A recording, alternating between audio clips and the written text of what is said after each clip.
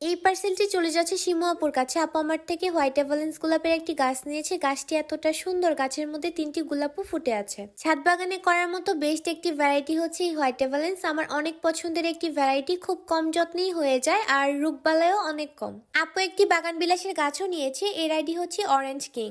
আপু একটি অ্যাডেনিয়ামের গাছও নিয়েছে, এই অ্যাডেনিয়ামের শেপটি অনেক সুন্দর, খুব সহজেই এটা দিয়ে বনসাই করা যাবে। আপু 50 কালারের পর্তুলিকার একটি প্যাকেজও নিয়েছে, এছাড়াও থাইরেন্ডিলির 10 কালারের একটি প্যাকেজ নিয়েছে। আমি পাতা সহই দিয়ে দিয়েছি, আপু পাতা কেটে লাগিয়ে দিবে। এই সবগুলোই ম্যাচিওর বাল্ব, লাগানোর পরপরই ফুল চলে আসবে।